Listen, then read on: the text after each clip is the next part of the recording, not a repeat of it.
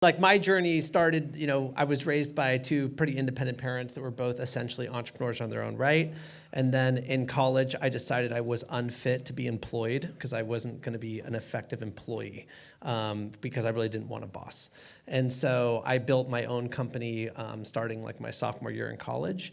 And then eventually 2 years after college, I sold that company. And then I was like, oh, this is nice. I can like build stuff and I can sell it. And that money is really nice. And essentially I've been chasing that same pattern, ever since college. So the quick highlights are like, sold a big company to AOL a few years after college, became an executive at AOL for a spell, became a really active angel investor here in LA when LA was like a really early ecosystem and there was only like me and Jason Calacanis and David Sachs, and a few of us here kind of doing early stage deals in like the late 90s, early 2000s. I went into private equity and bought and sold different companies. I was the CEO of MySpace when MySpace was a distressed asset by News Corp. And then I set up a platform called Science, which is based in Santa Monica, that we've been running for about 13, 14 years. And we've essentially co-founded about 150 different companies with some nice big brands in there. And so I'm on a day-to-day basis, I'm essentially working across a portfolio of businesses. Some are early stage entrepreneurs that just have like a vision and they're trying to figure out the next step. And some are late stage board roles where I'm trying to help formalize the business and get it ready for IPO or get it ready to exit and sell. That's essentially the quick highlight. Dude, that's incredibly impressive, man. Thanks. Well done.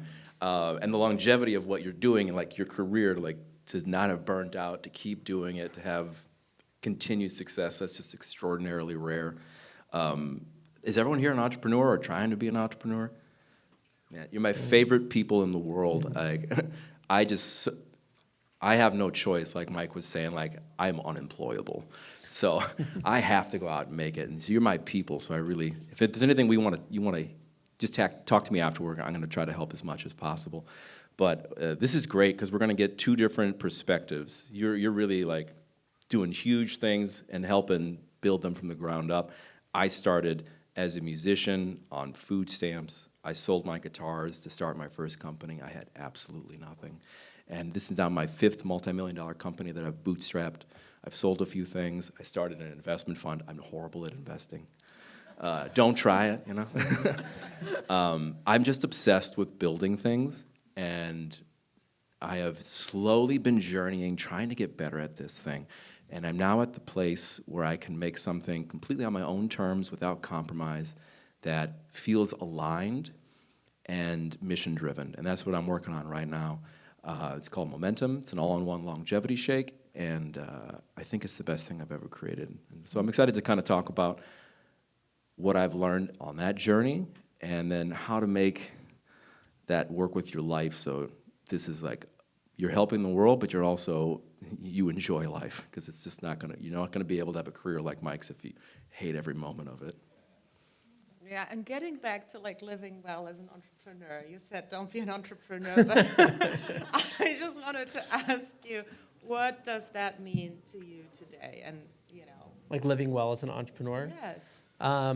Well, do you mind if I go first? Please. Sure. I mean, you are in the longevity business, though, so you have like probably a better perspective. But I mean, I think the first piece is like you've got to wake up and love what you do every day, right? And similar to you, like I connect to building things, and I like to build things with people that have beautiful visions.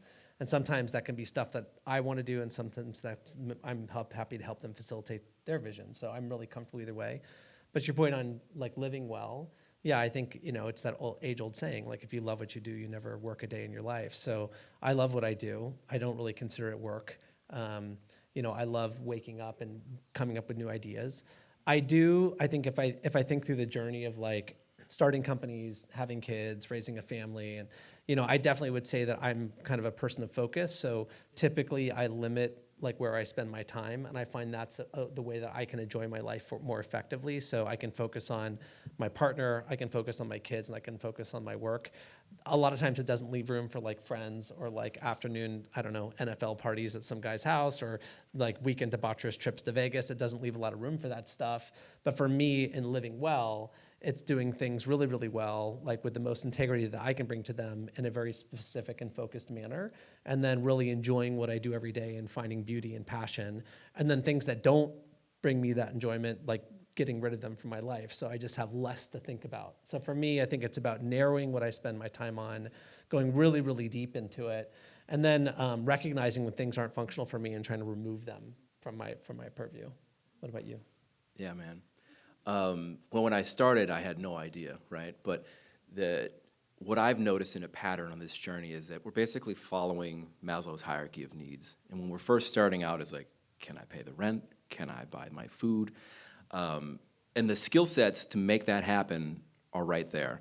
And so you're approaching business with that in mind. Like, how do I make this so I can achieve that goal? And then after that, you can start worrying about the next higher levels.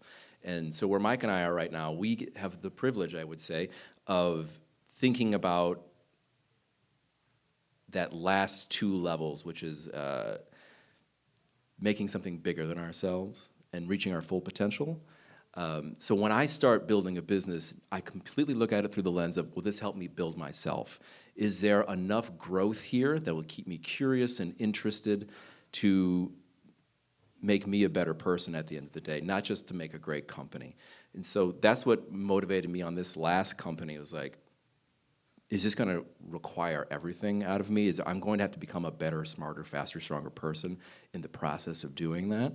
And that's sort of the alignment I look for before I even decide what it is I'm trying to do.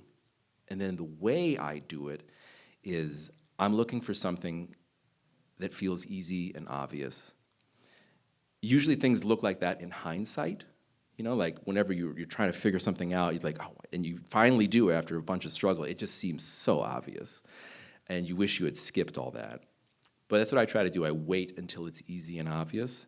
And that means I'm aligning something that is a skill set for me, a strength, and a passion. No one has to force me to do it. I'm super curious and excited about it. It's going to push me through all those lulls.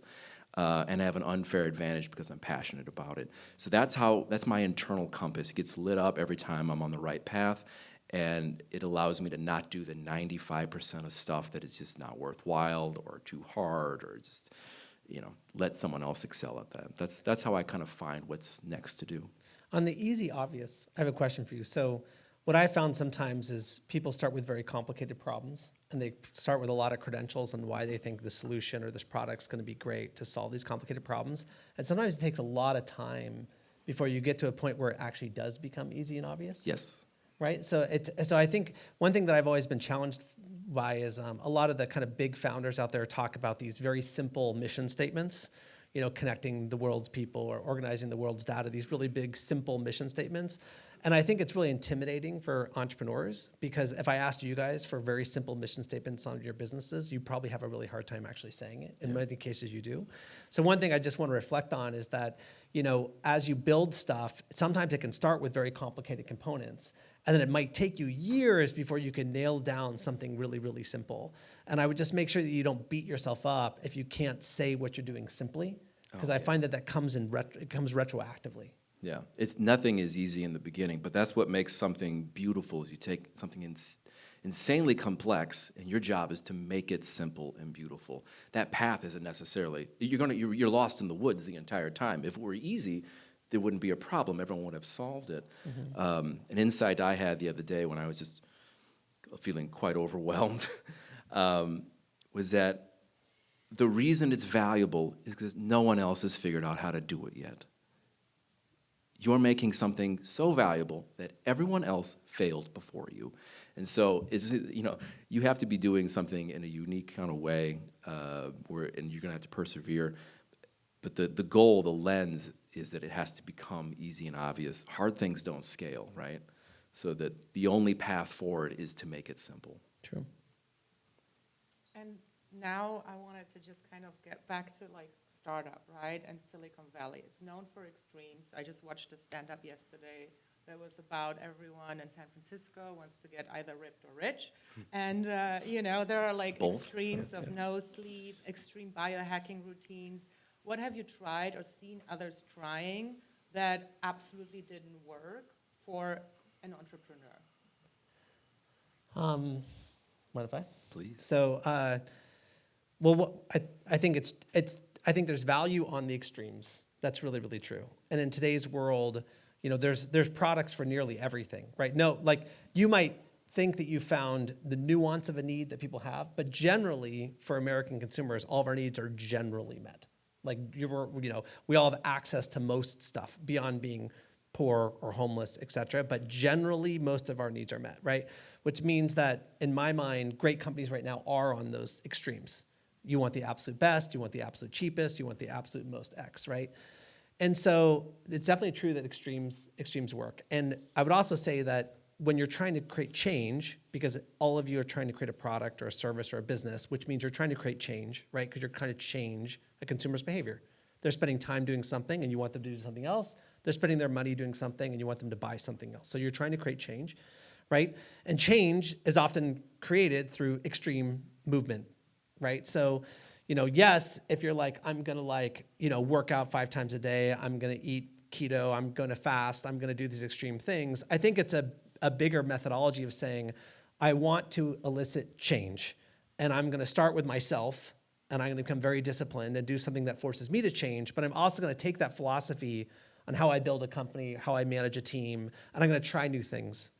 Because you're definitely not in the business of doing the old ways, right? You're in the business of creating new ways of approaching things, new products, new services, et cetera. So I think the thesis of extreme behavior is actually this thesis of engaging in change.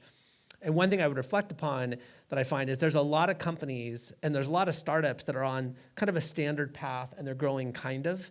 And one thing I definitely push my founders is saying, hey, if you're unhappy with your growth or you're unhappy with your progress, you need to elicit like major change, right? So if I have a founder that they're like, oh, the company's growing at 5 to 8% per year and we're fine, I would argue that may not be fine. Like maybe that's actually not where you need to be. Maybe you need to be doubling or tripling per year.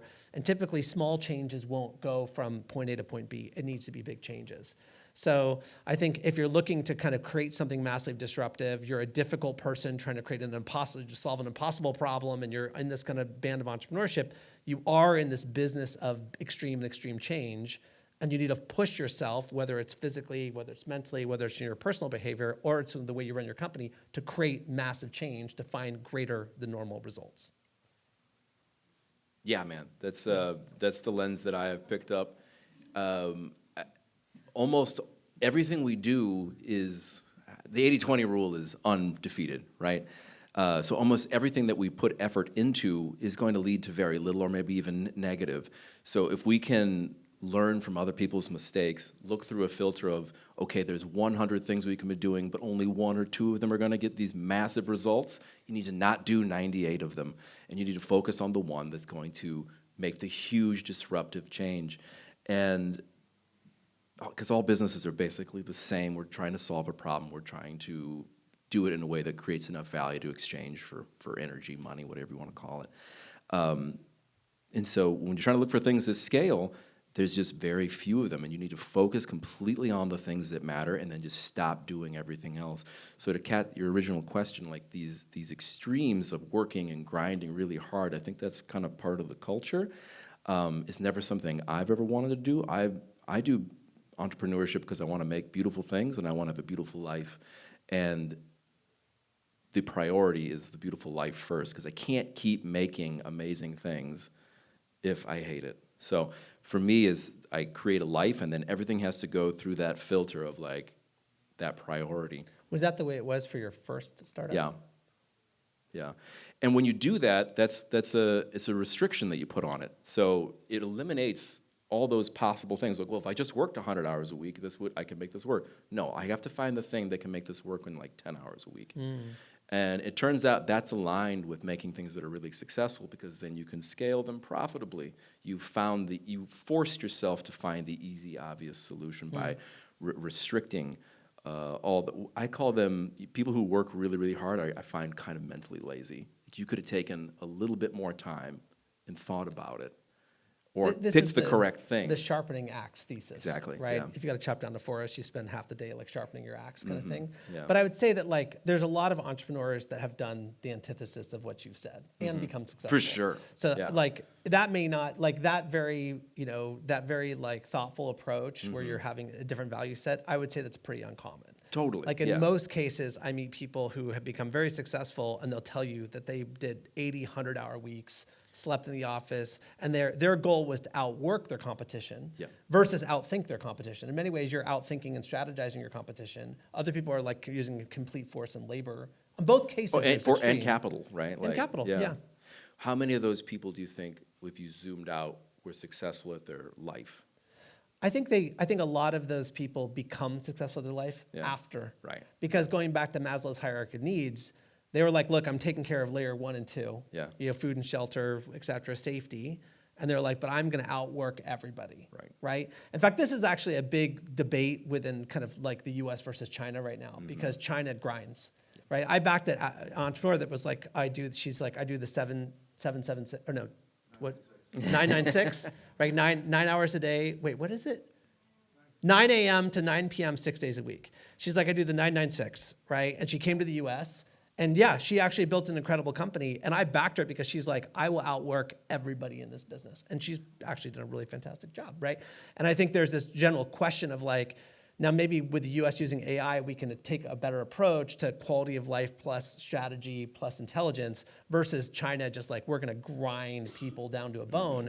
But I definitely find that early stage entrepreneurs, especially on their first or second endeavor, before they've been successful, they're not living a healthy or balanced life. Like they are grinding, they are stressed, you know, they are not working out, they don't have friends, they're barely eating effectively, they're definitely not prioritizing longevity, but they're kind of running for the end of a race. And very few of them make it, Yeah. right? And then some of them that make it then suddenly have these beautiful lives, right? So it can happen both ways. For sure. I think the reason I've adopted this particular philosophy is after selling a couple companies, traveling the world, getting to do all that stuff, it's just a deep sense of meaninglessness. So for me, I'm not trying to get to the exit. This company I'm building, there's no investors, it's never going to be for sale. I'm doing it because I want the process. I want to make something that I enjoy building, that I enjoy having being part of my life. So that's why I make all those restrictions. I think if you're like trying to build something as big as you possibly can to exit, maybe it makes a lot of sense then to do that kind of strategy. But if you're not racing to get anywhere, like you're trying to enjoy the journey, that's not going to work. Yeah, that's true. Yeah. Yeah, and Michael, there was an interview about you where someone wrongly quoted you that you only work 2 hours a day. Can you clarify that, and can you like say what Yeah, you mean with the rest of work-life that balance? the rest of that sentence was I have about 2 good hours of decision making a day. And so I have discovered that the most valuable thing I can do in the company is make good decisions, because that is what is the difference between easy and hard. Is right at the beginning, do I go left or do I go right? Do I sharpen the axe? Do I even bother chopping down these trees at all? Because most of the time we're doing things that aren't efficient or worthwhile. So I have recognized that between like 11 a.m. and 1, I am at my mental best. I make better decisions. And so I try to restrict myself to like, I work out, I exercise, I get my coffee, I get some sunlight, I meditate, I do my journal, whatever it is. And then I get to work and I focus for 2 hours and I try to make the most important decisions. I prioritize what are the most important decisions today. And then I focus on maybe the one thing. And then after 1 o'clock, it's the meetings and it's the check-ins, it's doing all those things that don't require that raw brain power. So that's what I consider my work, is those 2 hours of making really high quality decisions. Everything else after that is like just not as important. So that's the 2 hours of like what I meant by that. Like everything else is like kind of puttering. Great, thanks for clarifying that one. And Mike, like everyone knows the successful companies that you invested in, like Dollar Shave Club, Liquid Death. But how do you know when an idea is truly great, or what are the entrepreneurs or personalities that you're looking for? You like mentioned one, but I bet there's like a lot of different factors that make you support a founder. Mm-hmm. Well, so on the first question of like, how do I know if an idea is truly great? Like, generally, I'd say that none of us know whether ideas are truly great. In most cases, I don't know if an idea is truly great, and you, as the founder, definitely don't know whether your idea is truly great. You think your idea is truly great, and you think you're differentiated, but the reality is you don't know. So for me, when I look through the lens of any company on pretty much any spectrum, my goal is social consumer feedback, preferably like with a credit card. So, someone pitches me, I'm like, that's great. Like, you might be right. Like, I don't know. Like, do people want death water? I don't know. Like, it sounds interesting. Like, I can give myself data that would support it. Or do people need a razor delivered by mail? Like, I don't know. Maybe it sounds convenient. So normally what my goal is to find the fastest way to get a product or service into consumers' hands and get feedback, right? Are they ordering it again? Do they actually want it? Do they want to purchase it? Will they put their money into it? Will they download the app? Will they reopen the app? So my lens is like, what is the fastest to get stuff into market? And one thing that's changed in my world is with AI now, I expect you can do that like within weeks, not months. So someone pitches me, I need to raise $6 million to see if this is gonna work. I'm like, I have no interest. Like literally, like no. Put up a landing page, get pre-orders. You need to do stuff now, and you don't tell me, you need a design firm to do it anymore, and you need some coder. Like I expect you as the CEO to build with the modern tools that are available today to get it into consumers' hands and show me. They're like, I put up this landing page and 2,000 people signed up with intent that they want to purchase, and this is how I know. Because no matter what, no matter how smart any investor is or any CEO is, the reality is we really don't know until we actually see purchases or engagement. So that's the first lens, right? The second piece of like who's right for what, right? So one thing I think about is first off is, are you the right founder, right? And that might be. This isn't like where you went to school because I'm not even sure if most of my CEOs even went to college. So it's that irrelevant to me. The question is can you find a way to do it? Like, are you crafty? Are you clever? Are you frugal? Like, do you have the ability to like solve problems? If I give you a challenge, can you come back to me within 24, 48 hours? Are you responsive? Are you dynamic? Are you hungry? Are you engaged, right? That's the first question. The second is like, are you the right person for this problem? Like I had after MySpace, I was advising Snapchat, and then someone came in and told me they were going to disrupt Snapchat. The dude was like 55 and had a business case study. I'm like, you're not the guy. Like Snapchat's about hooking up with girls in college. This isn't, you're 50. This isn't going to be for you. So it's like, are you the person to solve this problem? Like if you're like, I'm going to dedicate my life to be the most effective nutritional longevity shake, and you're doing it for you. And you prove that lots of other people want it, then yeah, you're the right guy for that problem. But the person has to be so connected to the problem that it can't be from a business use case. It's got to come from a place personally. You got to be like, I want to make it because I see that this is a big need. And then the question for me is, if you see it's a big need for you, and you think you're the best in the world to solve this problem, and you want to slave over this because it is going to be, in my mind, very, very difficult and very time intensive, then the question is there more than just you? Right? Because a lot of times I get pitches where people are solving a problem, and it's really for themselves. And the reality is they're passionate about solving this problem, and they found some nuance or some white space within the current product or service load, and they're going to solve it. But the reality is the amount of people that actually want that problem is very, very small. Right? That's not to say they can't build a small business, but are they going to build $1 billion company? So for me, it's like understanding the broader landscape. Do you have the credentials of the right traits of a human that's going to make you be able to be in a position to solve this problem? Are you connected personally to the problem? And then is the market there to solve the problem? And then I have to go into the math of like, how much can I own? Can I do this with you? How much do we have to invest? And then if we're successful at all this, what is it really going to sell for? Right? Because if I'm going to spend 7 to 10 years to help you become extremely successful, God forbid we raise $50 million and we sell the company for $50 million. That's a complete failure, right? So there's a lot of math that goes into kind of that evaluation. And that's also to say that like I come across people that do build really effectively profitable small businesses. That's great. It's not for venture capital, right? But if you can build a $5, $10, $20 million business with a 20% profit load, like that's awesome. Like it's a great life, like it's a great business. Like no reason not to do it. So we do a lot of that type of evaluation. Maybe that's helpful. Very, yeah. And maybe now from the other perspective, Michael, I think Mike was already saying like, what motivated you to create your latest company? Because you could have retired, you could have been like, okay, or I do it just for myself. How did that come together? Was it like you being just nerdy about all the ingredients? And the word like longevity is being thrown out a lot. Like, how do you define it? And how did you get started with Momentum Shake? Yeah, first off, extraordinarily well said. I completely 100% agree. I think you have to be the avatar. Like you have to be the customer. So you have to know everything about the problem, exactly what you want, exactly the psychology that goes into making the purchase or solving the problem in a real life. So you just have to solve that problem first. And then, as you were saying, it has to be obvious. Like people want this. They're willing to pay you for it. They're asking you for it. They can't wait to get it because most companies shouldn't be built because nobody wants it. It's not a real problem.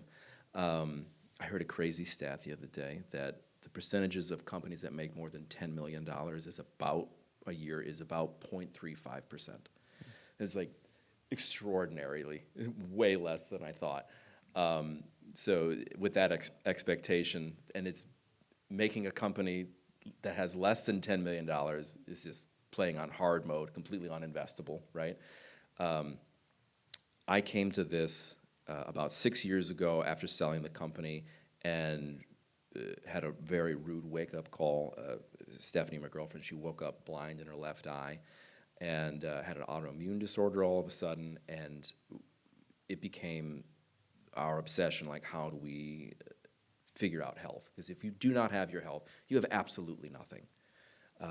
You don't have dreams, you don't have hopes, everything you work for is irrelevant. So that became very clear to me that that was a problem I wanted to solve for us. And I realized that there was a tremendous amount of disinformation out there, so I wanted to first curate and figure out, well, what is causing our bodies not to work well? It's the accumulation of damage and your body not being able to repair it fast enough. And so that the age is the root cause of almost every kind of disease. So that was the first insight. And then the second for me was, okay, well, if that is the case, well, what is our body declining in? What are we breaking down in as we get older? Can I focus on that instead of, some miracle cure or something like that? And I studied 300-400 different kinds of nutrients over the next 3 years and focused on the top 20 that were declining or deficient in. And then went and found the best single source of those, traveled around the world, interviewed hundreds of manufacturers, took my experience back from manufacturing and building things, and then tried to create it in a way that felt human, that made things, an extraordinarily complex thing into something simple. It wasn't supposed to be a product that I was going to sell. It was only after we had kind of built this thing for us, and I realized just how hard it was to take 50 pills a day. I mean, it got to the point where Stephanie she couldn't swallow any more pills, so I started putting them into ice cream and shakes and things like that. And I was like, this is something I could do for people that would matter.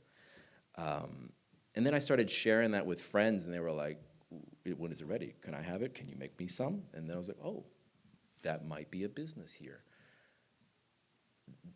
That would be interesting. I'm really skeptical of supplements. I think most of them are marketing companies. 99% of these are marketing companies.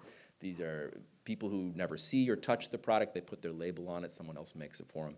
So I wanted to do it in a way that I could go back to my artist roots and make something that I thought would be, what would it be like to make a masterpiece? And I think that's a really interesting way to approach building a business. Like, could this be something I could write my name on and feel really proud of? And so that's how I approached this. I was like, okay, I'm going to try to make the absolute best thing that I possibly can. I'm going to have zero compromises on it.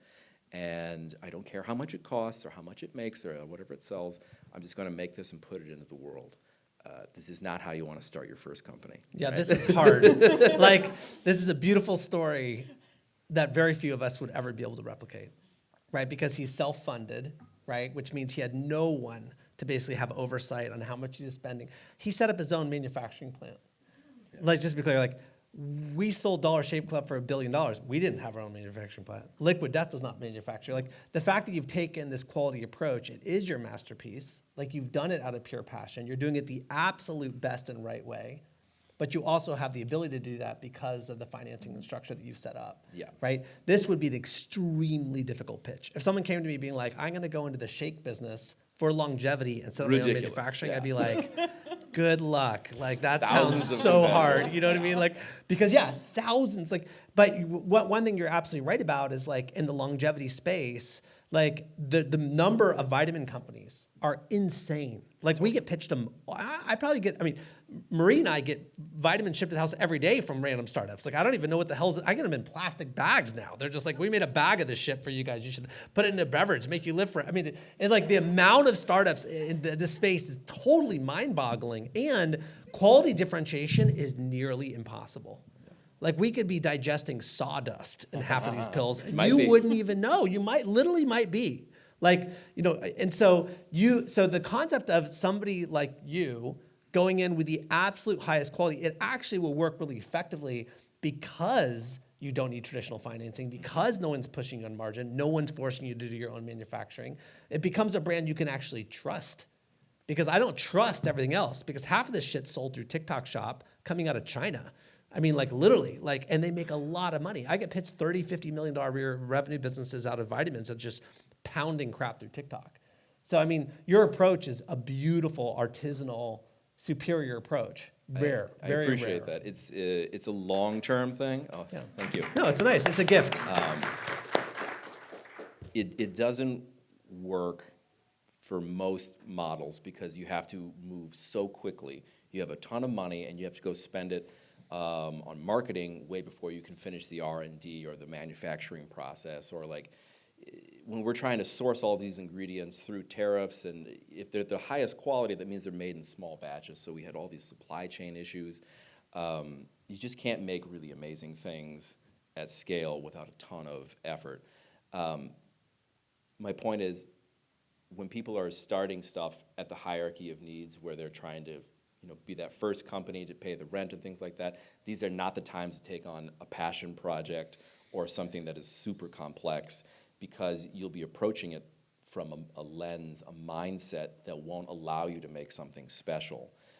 It's totally, like my first company was a photo booth, like at weddings, and we designed something from the ground up, and I think we made something really special. We ended up having like 1,000 photo booth franchises around the world. But my point is, like, that wasn't at this level of complexity. It didn't have to deal with people's health and safety, and that's not a company you want to start in the beginning because you think it's going to make a lot of money. You should be making something at that level because you really want to make a difference. And the world doesn't need yet another insert the company. You need to be making something that is spectacular, that truly stands out, that can sell without marketing. Like we have done almost no marketing. And that's how I know that this is the right direction, because I think our average customer has been with us for a year and a half, 2 years, and 90% of our sales are repeat sales. That allows me to know that I'm keep moving in the right direction. I would have stopped and just chilled out if nobody cared. Mm-hmm. So that's knowing when to quit. Mm-hmm. And Mike, you talk about abundance versus scarcity mindset. I heard you talk about it on a podcast, but for startups, this is very tough to understand because they're very careful with budgets. And I think once entrepreneurs have to pay a lot of bills, there's no abundance left in them. Sure. Yeah. So how do you put that into reality, that thinking, and teach them the bigger picture, or is it something ingrained in entrepreneurs? So how does it work? Well, I mean, it comes up with a few maybe nice metaphors to walk through. So one is I definitely encourage my entrepreneurs to divorce their conceptual success from the idea they're pursuing. So my statement to everyone here would be, if you knew that 5 years from now, whatever let's say you did everything I said, you're not his lifestyle. You're grinding, you're cutting stuff out of your life, you're completely committed to the mission, you're really, really here, and you knew you're going to be successful 5 years from now, the question would be, would you still do the same thing you're doing right now? Because I find there's a bunch of entrepreneurs that they have a scarcity mindset in that they're specific about the idea they're pursuing, and they're not willing to leave that idea, and they're just very bullheaded about it, right? And so I've had businesses where I'm like, look, we're in years 5, and it's still clearly not working. We're like, why are we, and I think you're going to be successful as a CEO, right? So why this, like, let's switch, right? And a lot of entrepreneurs are like, no, I said I was going to disrupt this specific problem. I'm like, yeah, but you're 5 years in. I'm telling you, like, let's spend that energy somewhere else, right? So as an investor, a lot of times what happens when I look at my CEOs is I'm like, am I backing you, or am I backing this company, or can I back your next company? Right? Because a lot of times I'll meet people that inevitably I think will become successful, but I'm not sure it's going to be this one. So that's one concept on scarcity versus abundance, is if you're abundant with your success 5 years from now, then are you sure you're working on the right concept, right? Like, why don't you give yourself the latitude, right? The second piece on, if we're just talking about pure capital, right, which is like the reality is I've never had a business that wasn't always running out of money. And I've never had a business, even to the point of selling these companies for billions of dollars, they were always like one bad financing away from bankruptcy. Just to be clear. Like, there was never a time in their journey that they ever felt like they had enough money. Ever. Like, ever. We're always leveraging debt. We're always one round away from going out of business. We're always stressed. There's never been a time. Like, and granted, I'm in venture, which means that, like, we're running companies super red hot, in the red line, trying to sell them at the last possible moment for the max amount of value. We're not creating a stable 10, 20-year business that's going to be paying out the family, right? So we're running it hot, right? So, but what that means is when you read about that company, like the number of companies I could tell you stories of that you read about their sale, but you didn't realize that they were like not going to make payroll in 3 weeks. I'm telling you, it's a large number of multi-billion-dollar exits where those companies were about done. And those investors were about to get wiped out, right? So one thing that's true is, like, as a startup, you can literally never have enough money. You can never have it. So never turn down money. I've had people like, well, they want to give me an extra $1 million, but I preserve the dilution. I'm like, stop. Just take the fucking money. Like, stop. Just, if it's there, just take it. Don't worry. The dilution's much worse if you run out. Because when you run out, you get destroyed. Right? All your equity goes to zero. So I generally am like, take as much money as you possibly can, and then spend as little of it as you possibly can until you find the moment where you have massive fucking growth. So when you come to me and you're like, Mike, for every $1 I spend, I make $3 in 30 days. I'm like, all fucking in. Just lean into that channel, right? Because that will get you to the next raise, or that'll get you to profitability or whatever. But I have people that are like maintaining a high, they think of equal. Well, I've got X millions of dollars. I burn this much, so I've got 24 months of burn. I'm like, hold on. You should have 48 months of burn with your burn being half. And then the moment we find the growth point, I then want you to triple your burn. And then I want you to accelerate the spend to show like massive hockey stick growth. So this isn't an equal game. Because money for you, investors' money is time.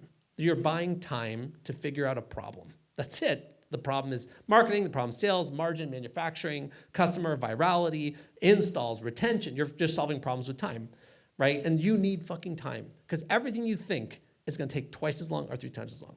I've only had one business ever that truthfully hit their forecasts. I've never had a single business, multi-billion, they always fucking miss. Like, it's just, so you need time. So fuck the abundance mindset.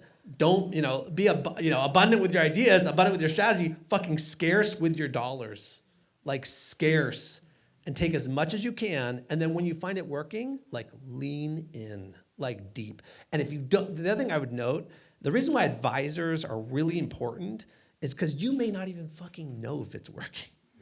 Like, I've come to people that are like, well, we get like a 5-to-1 ratio of sales to marketing. Is that good? I'm like, fuck yeah, it's good. Like, that's Vegas odds. Like, let's go. Like, how much, can I give you my credit card? Let's lean into the spend. You know what I mean? But I've had founders that just, they literally don't know. And the benefit of where I sit is I've seen like thousands of businesses and thousands of P&L and thousands of marketing, data points. So I can look at you and be like, it's working or it's not working. Because I have people that come like, it's totally working. Oh, really? What does it mean? It means that 9 months from now, we make back the marketing spend. I'm like, oh, bro, that's not fucking working. Like, you're just going broke slowly. So that's why advisors are important around you to know whether what you're doing is even in the realm of working. Like, I know your minimum conversion rate. I know your minimum retention rate. I know what we have to see to even make this into a feasible business. I know your virality scale, your K ratios. Like, these metrics determine whether you're healthy or not. Half these people are driving around cars at 100 miles an hour with a blacked out windshield and no gauges. And they're like, I think we're going fast, you know? Like, it's like, yeah, you don't even know. So advisors are important for you on determining how you manage that capital and when you spend and when you go up and down. And you need to sit on them and pull this data out of them, because they're not going to tell you up front. You got to pull it. Yeah, man. That was a lot, guys. Did Yeah. you learn all that? That was incredible. Great. This is one of the reasons I don't play in this space, because I do not want to compete against someone like this. I think you need to be really careful about the spaces you're going into to make sure that you are potentially the smart person in the room. So when we're starting stuff, like, this is not an industry or anything like that you want to get into. Is like, can I win in my neighborhood? You know, can I excel and out-advertise my local place? Because you got to develop all these skills. All that experience was hard won. Yeah. And there's just zero replacement for reps and seeing it and doing it and having solved the problem. Yeah. I do this thing called learn, create, systemize. This is my kind of algorithm. And every time I've skipped a step, it's blown up in my face. So it's constant new problems. I don't try to hand it off. I learn everything about it. I create a solution, and then I systemize it, hand it off to someone else so I can up-level and do it again at the next level. And then I've slowly acquired over 15 years a wisdom. The difference between knowledge and wisdom is that it's automatic knowledge. I don't have to think about it. I've seen this before. I know what to do. And you can only do that by learning, creating, and then systemizing, moving on to the next step. Your idea about ideas being abundant is super true. I've had 5 very successful companies now, and I've had about 20 failures. And that's an amazing odds. That's a good ratio. Right? But the important thing to me is I have a superpower of quitting. Whenever it was not good, I've never stuck with a business that wasn't working for more than 6-7 months. It's obvious. It's like being in love. No one has to tell you if this thing is working or not. It's fucking obvious. 5 years and it's not working, bro, it's you. Like, it's not, you just ditch it, move on to the next thing and keep working. But the on difference here, stuff. right, is he's confident that whether it's this company or the next company, he's going to be successful. Yeah. You know there's success there. The question is just whether it's this one or the next one, right? And a lot of people don't have confidence that they're going to hit that level of success, so they're trying to pin it all on that singular concept. But the key is knowing, like for me, for every bad idea, it just means I'm one step closer to the next great idea. Mm-hmm. So I'm down. Like, I'm happy with failures. Like, let's fail fast, because it just means getting closer and closer and closer. But I know it's there, right? Because I've done it enough that I know it's there. And you've done enough that you know it's there. Yep. I mean, I could talk with you guys for an entire day, but I think there are people in the audience that might want to ask some questions. I have a very last question, just to summarize, what is your life philosophy, to like give that, to everyone for 2026 with them? Can you summarize something like that, Michael? A life philosophy. Do you need a second? Yeah, let's take a minute. Sure. I think it's the most important thing that you understand why you're here on Earth and what you're doing, because it's going to affect every single decision. And decisions are the most important things we can do. I called the company Momentum because that is my life philosophy. I want to be moving towards things that are going downstream. I want to have momentum in everything that I'm doing. That's, to me, what makes it easy and obvious, is that I have some sort of internal compass, the flow of the universe, whatever kind of spiritual thing you want to call it. I'm not going uphill. I'm moving with things. That's how I know I'm on the right path. I'm with the right person. I'm doing the right thing. It's because I'm moving with momentum. I think if you can do that, you'll know if this is the right business or not. You'll know if this is the right partner. You'll know if this is the right decision. It just makes things so much easier. I think we were given this internal compass, and it lights up every time that we know that we're alive, and that I just move towards that. Yeah, I like that. I mean, I definitely love movement, and I love momentum. I think the only statement I could ever comprise that was like the overall life philosophy was that in the end, it's a love story. In the end, it's all a love story, right? It's whether you love waking up in the morning, it's whether you love the people you're working with, it loves the mission you're on, that you love the partner that you're with, you love your kids, but at the end of the day, it's all just a love story, right? And that's the underlying foundation of kind of everything you're doing, right? And so, if you said, like, how does that manifest into a day-to-day life philosophy, what I'd say is I look for things that make me feel love, and I try to remove the things that don't, right? And I'm just trying to constantly up the percentage of my day and the percentage of my time in moments of love, right? And if I do that effectively, then I'm in the love story.